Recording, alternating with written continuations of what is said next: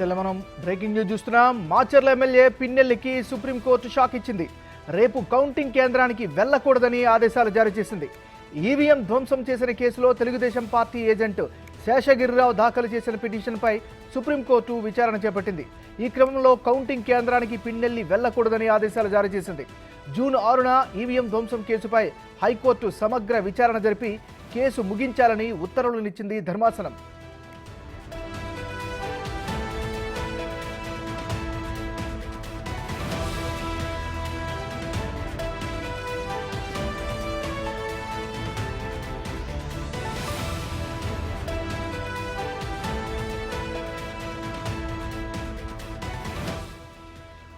బులెటిన్లో మనం breaking news చూస్తున్నాం. మాచర్ల ఎమ్మెల్యే పిన్నెల్లికి సుప్రీంకోర్టు షాక్ ఇచ్చింది. రేపు కౌంటింగ్ కేంద్రానికి వెళ్లకూడదని ఆదేశాలు జారీ చేసింది. ఈవీఎం ధ్వంసం కేసు టీడీపీ ఏజెంట్ శేషగిరిరావు దాఖలు చేసిన పిటిషన్పై సుప్రీంకోర్టు విచారణ చేపట్టింది. ఈ క్రమంలో కౌంటింగ్ కేంద్రానికి పిన్నెల్లి వెళ్లకూడదని ఆదేశాలు జారీ చేసింది. జూన్ 6వ తారీఖున ఈవీఎం ధ్వంసం కేసుపై హైకోర్టు సమగ్ర విచారణ జరిపి కేసు ముగించాలని కూడా ఉత్తర్వులు జారీ చేసింది ధర్మాసనం. ఇక తాజా తీర్పుకి సంబంధించి మరింత తాజా సమాచారాన్ని ఢిల్లీ నుంచి మరి రిపోర్టర్ శివ అందిస్తారు. శివ, చెప్పండి. ఏమన్నారు, ఏపీ హైకోర్టులో ఇచ్చిన తీర్పును సవాలు చేస్తూ, అంటే పిన్నెల్లికి అనుగుణంగా తీర్పు ఇచ్చిందంటూ కూడా టీడీపీ ఏజెంట్ నంబూరి శేషగిరిరావు సుప్రీంకోర్టులో పిటిషన్ దాఖలు చేశారు. ఈ పిటిషన్పై ఈరోజు సుప్రీం ద్విసభ్య ధర్మాసనం, అంటే vacation bench justice Aravind Kumar, justice Sandeep మెహతాలతో కూడిన సుప్రీంకోర్టు వెకేషన్ బెంచ్ ఈరోజు విచారించిన నేపథ్యంలో ఇటు ఈ విచారణ సందర్భంగా మాచర్ల ఎమ్మెల్యే వైసీపీ ఎమ్మెల్యే పిన్నెల్లి రామకృష్ణారెడ్డికి చుక్కెదురని చెప్పుకోవచ్చు. అంటే రేపు జరగబోయే కౌంటింగ్ కేంద్రాల వద్దకు ఎట్టి పరిస్థితుల్లో కూడా పిన్నెల్లి రామకృష్ణారెడ్డి వెళ్లకూడదు అంటూ కూడా ఆదేశాలు జారీ చేసింది. మరోవైపు నంబూరి శేషగిరిరావు, టీడీపీ తరపున ఏజెంట్గా ఉన్న నంబూరి శేషగిరిరావు తనకు మాచర్ల ఎమ్మెల్యే పిన్నెల్లి రామకృష్ణారెడ్డి నుంచి ప్రాణహాని ఉందంటూ కూడా ఆయన పిటిషన్ దాఖలు చేసిన నేపథ్యంలో రెండు పిటిషన్లపై, ఇటు ఈవీఎం ధ్వంసానికి సంబంధించిన పిటిషన్, మరోవైపు హైకోర్టు ఏదైతే అరెస్టు నుంచి ఉపశమనం ఇచ్చిందో దానికి సంబంధించి కూడా సుప్రీంకోర్టును ఆశ్రయించిన నేపథ్యంలో ఈ త్వరితగతిన మెరిట్స్ను పరిగణనలోకి తీసుకుని మాచర్ల ఎమ్మెల్యే పిన్నెల్లి రామకృష్ణారెడ్డికి సంబంధించి కేసును విచారించాలి. 6వ తేదీన దీనిపై విచారించి నిర్ణయం తీసుకోవాలంటూ కూడా సుప్రీం ధర్మాసనం, ద్విసభ్య ధర్మాసనం ఆదేశాలు జారీ చేసింది. అంటే ఏదైతే ఈవీఎం ధ్వంసానికి సంబంధించిన వీడియో ఏదైతే ఉందో ఆ వీడియోను కూడా పిటిషనర్ తరపు న్యాయవాదులు సుప్రీంకోర్టులో చూపించిన నేపథ్యంలో ఇటు పిన్నెల్లి రామకృష్ణారెడ్డి తరపు న్యాయవాదులు ఆ వీడియోలో ఉన్నది ఎవరో తెలియదు, ఇది అధికారిక వీడియో కాదు అంటూ కూడా పిన్నెల్లి తరపు న్యాయవాదులు వాదనలు వినిపించారు. అక్కడ ఫోటోలు కూడా ఉన్నాయంటూ కూడా బెంచ్ ద్విసభ్య ధర్మాసనం పిన్నెల్లి తరపున వాదనలు వినిపిస్తున్న న్యాయవాదుల వాదనల మధ్యలో జోక్యం చేసుకుని అక్కడ ఫోటోలు కూడా కనిపిస్తున్నాయి కదా, ఏ విధంగా మార్ఫింగ్ చేస్తారంటూ కూడా ధర్మాసనం కూడా ప్రశ్నించిన పరిస్థితి అయితే కనిపిస్తుంది. మొత్తంగా చూసుకుంటే ఆ వీడియోలో ఉన్నది పిన్నెల్లి రామకృష్ణారెడ్డి అంటూ కూడా నంబూరి శేషగిరిరావు తరపున న్యాయవాదులు వాదనలు వినిపించారు. మొత్తంగా చూసుకుంటే రేపు కౌంటింగ్ ఉన్న నేపథ్యంలోనే గతంలో ఏదైతే జరిగిన పరిణామాలను సుప్రీంకోర్టు దృష్టికి తీసుకొచ్చారు, గతంలో ఉన్న వీడియోస్ అన్నీ కూడా పిటిషనర్ తరపు న్యాయవాది బెంచ్ ముందు వారికి చూపించిన నేపథ్యంలో దానిలో ఉన్నది పిన్నెల్లి రామకృష్ణారెడ్డి అనేది గుర్తించిన నేపథ్యంలో గతంలో 13వ తేదీన ఏ విధంగా అయితే ఎన్నికల సమయంలో జరిగిన దాడి, ఎన్నికల తర్వాత జరిగిన దాడి గురించి ప్రధానంగా సుప్రీంకోర్టు దృష్టికి తీసుకువెళ్లారు. ఈ నేపథ్యంలో రేపు కౌంటింగ్ జరుగుతుంది కాబట్టి ఒకవేళ మాచర్ల ఎమ్మెల్యే పిన్నెల్లి రామకృష్ణారెడ్డి కౌంటింగ్ కేంద్రాల వద్దకు వెళ్ళకపోయినప్పటికీ ఆయన అనుచర వర్గం హింసాత్మక వాతావరణం సృష్టించే అవకాశం ఉంది కాబట్టి వారందరినీ కూడా హౌస్ అరెస్ట్ చేసే విధంగా కూడా చర్యలు తీసుకోవాలనేది ఇటు ఏపీలో కూడా ఫిర్యాదు చేశారు. మరోవైపు ఇటు పిన్నెల్లి రామకృష్ణారెడ్డిని కౌంటింగ్ కేంద్రాల వద్దకు వెళ్లకుండా ఆదేశాలు ఇవ్వాలి.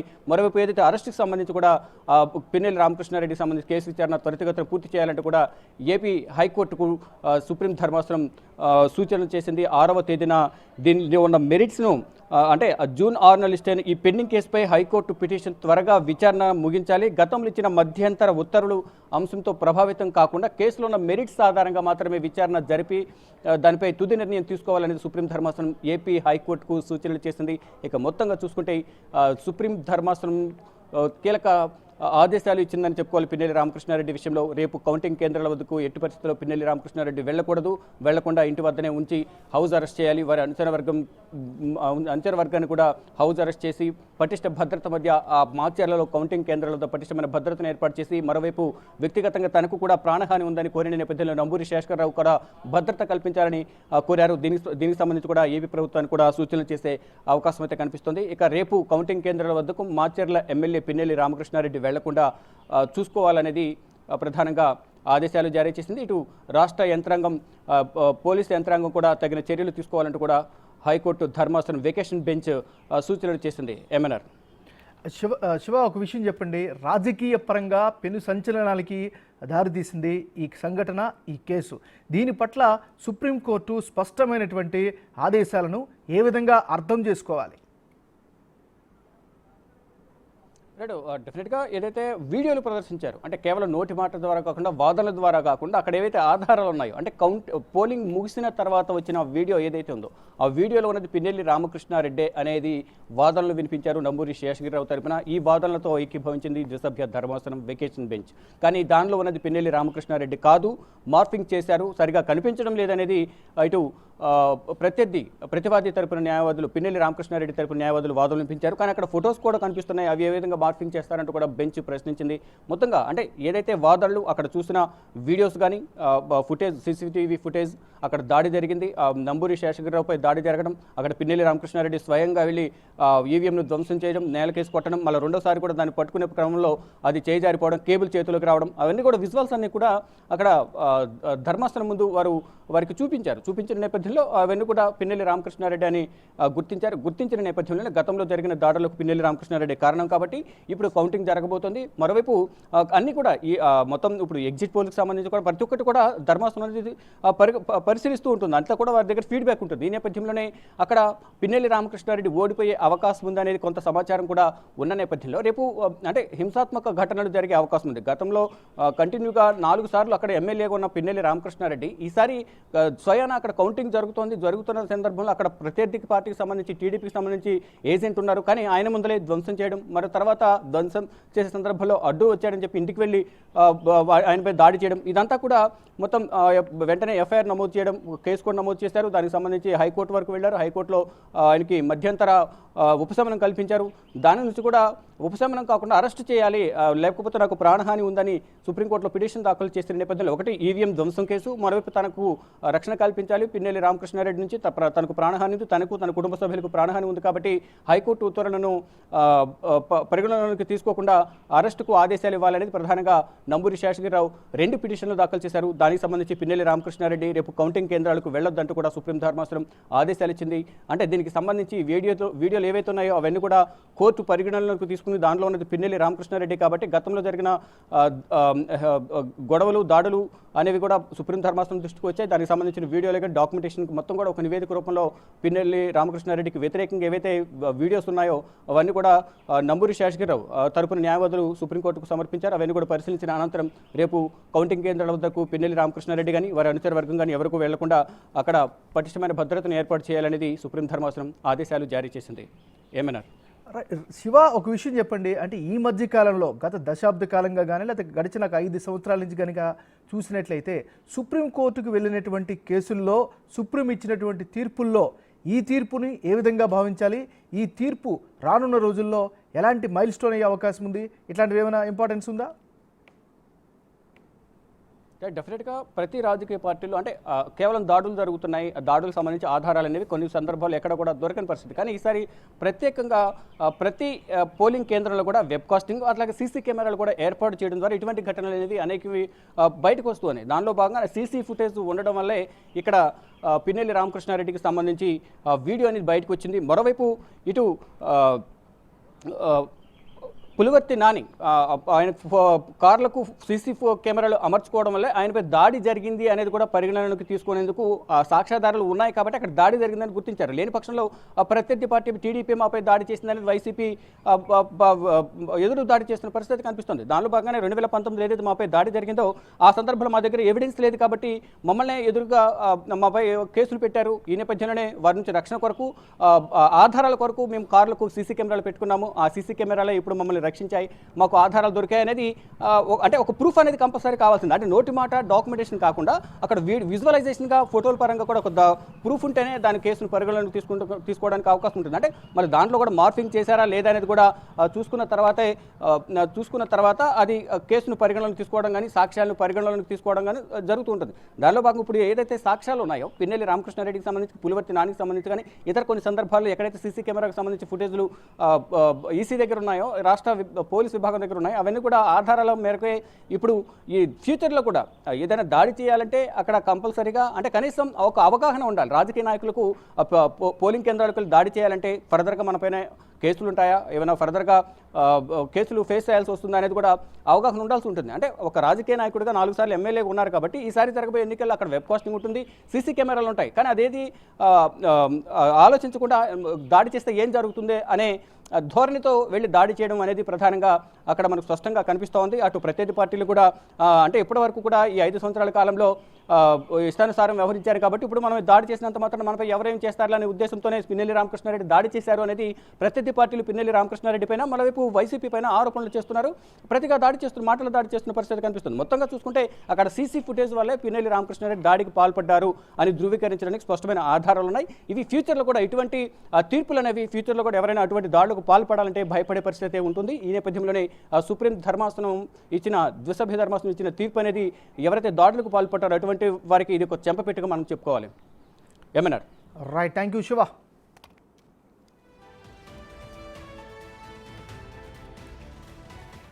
బులెటిన్లో బ్రేకింగ్ న్యూస్ కంటిన్యూ అవుతుంది. మాచర్ల ఎమ్మెల్యే పిన్నెల్లికి సుప్రీంకోర్టు షాక్ ఇచ్చింది. రేపు కౌంటింగ్ కేంద్రానికి వెళ్లకూడదని స్పష్టమైనటువంటి ఆదేశాలను జారీ చేసింది.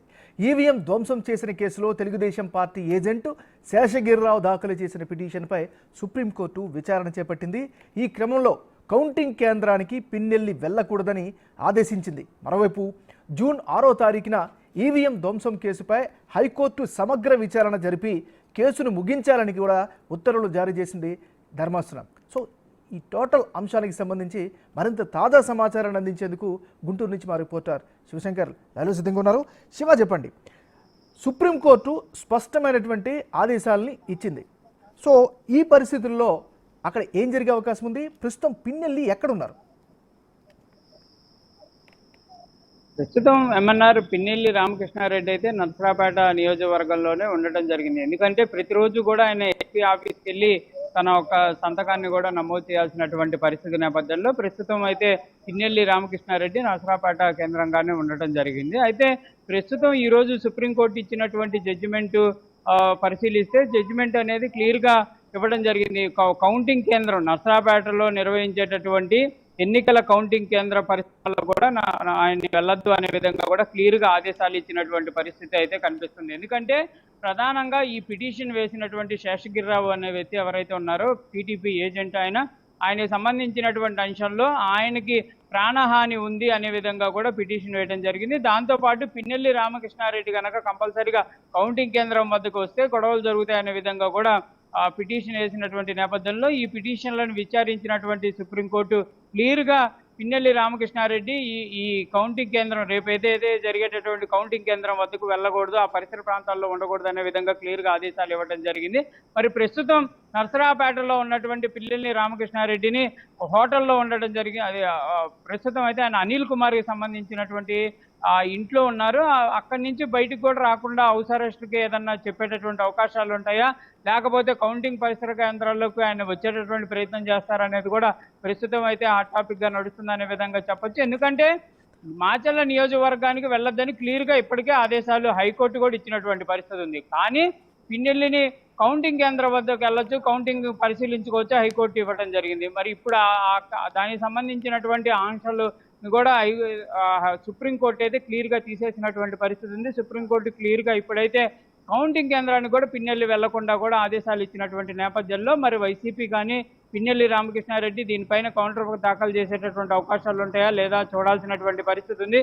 ఎందుకంటే ఇప్పటికే పిన్నెల్లి రామకృష్ణారెడ్డి హైకోర్టును కూడా ఆశ్రయించడం జరిగింది. తనకు పోలీసుల వల్ల కూడా అపభ్రత బాధ ఉంది, కార్యకర్తల్ని ఎక్కడికక్కడ కూడా వైసీపీ శ్రేణుల్ని అరెస్టులు చేస్తున్నారు, వైసీపీ శ్రేణుల్ని ఇబ్బంది పెడుతున్నారు అనే విధంగా కూడా ఆయన హైకోర్టును ఆశ్రయించినటువంటి పరిస్థితులు ఉన్నాయి. మరి ప్రస్తుతం సుప్రీంకోర్టు ఇచ్చినటువంటి ఈ తీర్పుకి హైకోర్టు మరి ఏ విధంగా ముందుకు వెళ్తుంది అనేది కూడా చూడాల్సినటువంటి పరిస్థితి ఉంది. ఎందుకంటే సుప్రీంకోర్టు క్లియర్ గా చెప్పడం జరిగింది, హైకోర్టు తదుపరి విచారణలో అన్ని విషయాలను పరిగణనలో తీసుకొని మాత్రమే తీర్పు ఇవ్వాలనే విధంగా చెప్పినటువంటి నేపథ్యంలో కంపల్సరీగా మరి హైకోర్టు ఏ విధంగా ముందుకు వెళ్తుంది అనేది కూడా చూడాల్సినటువంటి పరిస్థితులు ఉన్నాయి. ఏదైనప్పటికీ మాత్రం ఇక రేపే కౌంటింగ్ ఉన్నటువంటి పరిస్థితి నేపథ్యంలో కంపల్సరీగా ఇక పిన్నెల్లికి అయితే చుక్కెదురైందనే విధంగా చెప్పుకోవచ్చు. పిన్నెల్లి కౌంటింగ్ కేంద్రానికి వెళ్ళేటటువంటి పరిస్థితులు అయితే క్లియర్ గా ఉండవనే విధంగా కూడా ప్రస్తుతం సుప్రీంకోర్టు ఆదేశాలు చూస్తే క్లియర్ గా అర్థమవుతున్నటువంటి పరిస్థితి అయితే ఉంది అన్నారు. దాంతో పాటు మరి ఇప్పుడు వైసీపీ శ్రేణులు దీని మీద ఏ విధంగా ముందుకు వెళ్తారనేది కూడా చూడాల్సినటువంటి పరిస్థితులు ఉన్నాయి. ఎందుకంటే నిన్నే కౌంటింగ్ సంబంధించినటువంటి ఏజెంట్లతో కూడా అందరూ కూడా మీటింగులు పెట్టుకోవడం జరిగింది. పిన్నెల్లి కూడా తమ ఏజెంట్లతో మాట్లాడడం జరిగింది.